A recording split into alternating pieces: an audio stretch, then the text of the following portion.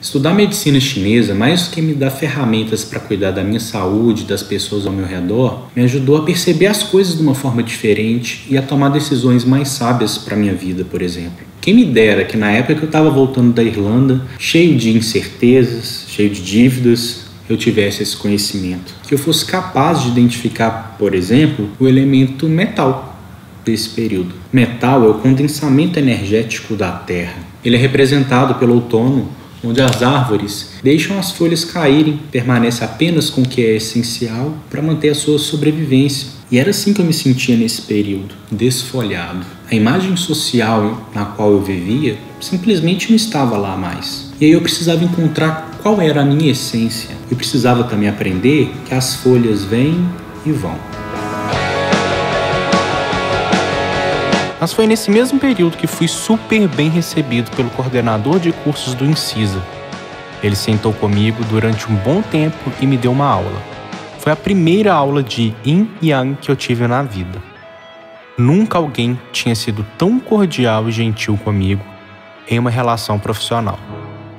Aprendi então que tanto a massoterapia quanto a acupuntura eram pilares da medicina tradicional chinesa. E meu preconceito em relação à acupuntura, até então por falta de conhecimento, se dissipou. E olha só, hoje eu sou acupunturista.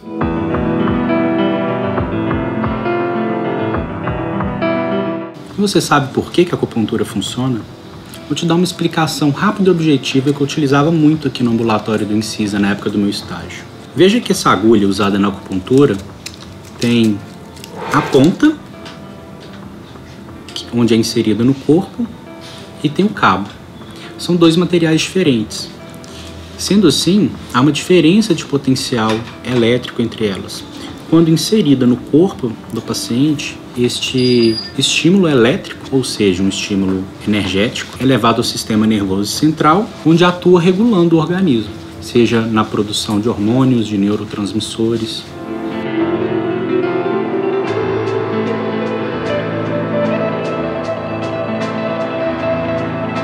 Enquanto a paciente tem um profundo relaxamento e sensação de bem-estar, o seu organismo se reequilibra. A medicina chinesa não intenciona, pelo menos à primeira vista, atuar lutando contra as doenças, mas sim favorecendo o seu reequilíbrio através das propriedades inatas do corpo de cura. Para mim foi assim, inexplicável, porque eu tinha muito desgaste nos joelhos, artrose, no braço, tendinite, bursite, esporão, e tudo isso foi eliminado através da acupuntura, sabe? Então eu não tenho nem como mais falar assim, sabe? Que para mim foi essencial. Eu estava grávida e o médico falou que eu tinha que fazer uma cirurgia. O meu obstetra não autorizou, e aí eu lembrei da Glorinha, que é a professora aqui do IMAN. Fizemos algumas sessões, tive meu filho, a dor melhorou e eu não precisei fazer cirurgia. Tem ajudado a minha vida, assim, me dando mais qualidade de vida, né? Por causa dos meus problemas de saúde. Eu fiz vários anos de fisioterapia, fiz vários tratamentos e não tinha um resultado muito grande, não. Ficava um tempo, depois voltava as dores. Com a acupuntura eu tô vendo que tá melhorando, assim, bastante. Essa mudança de paradigma para entender a saúde me foi fascinante. Tantos outros pontos da sabedoria milenar chinesa foram me transformando aos poucos. Passei a saber como me cuidar melhor, como me alimentar melhor, a perceber a influência dos meus hábitos na minha saúde e a observar mudanças sutis. Era tanto conhecimento prático e interessante que eu consegui formar sem perder nenhuma disciplina. E aí outros interesses foram despertados nesse período, até por me relacionar com novas pessoas, estudar uma área completamente diferente, e um desses novos interesses foi pela meditação. E aí eu resolvi participar do retiro de meditação Vipassana. Passei 10 dias meditando num curso super intensivo e super intenso. Eu ouso dizer que talvez um dos 10 dias mais difíceis da minha vida. Me surpreendi comigo mesma e com a meditação em vários aspectos. Era instruído que a gente não conversasse com ninguém. Tinha o alojamento das mulheres e dos homens separado, então não tinha contato nenhum com o Rafael. Só via ele passando, assim.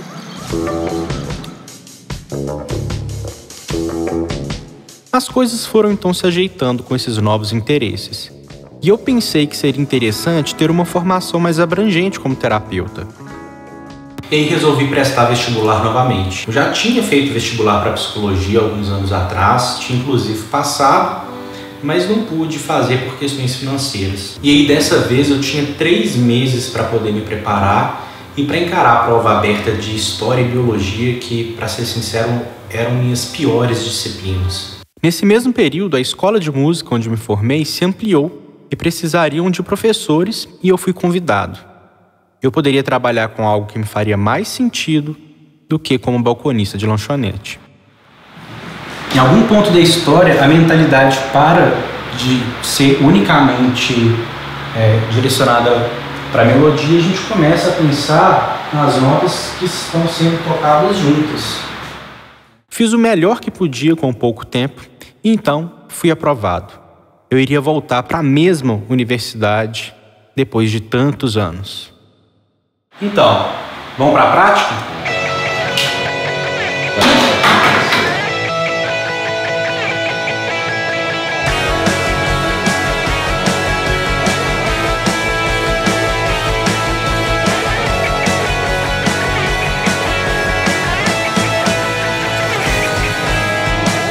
Um insight vem pra me lembrar que eu sou mais do mesmo, com valores e virtudes se curvando a um simples desejo, cada qual com o seu dom, revivendo o seu drama. Mas quem se acha melhor que o outro tem uma fraqueza insana. Agora eu tinha na minha vida a acupuntura no Incisa, a psicologia na universidade e trabalhava dando aulas de música.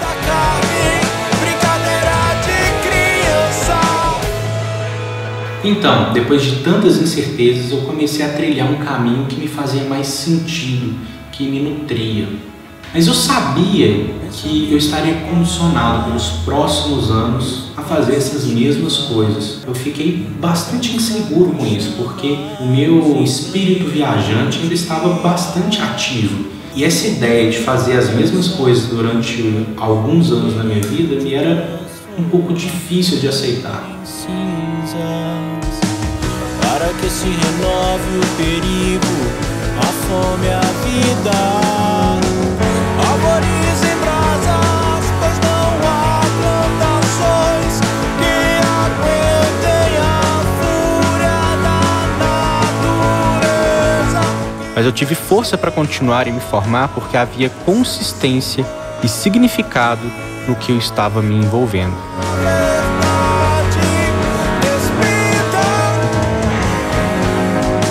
E o que colher das cinzas, e o que colher das cinzas. Cai o véu do tabu e da tua imagem profana. Só que este não é um caminho fácil. Quando seguimos com autenticidade o nosso caminho, ele costuma ser bastante árduo. E sobre isso, te conto um pouco no próximo vídeo.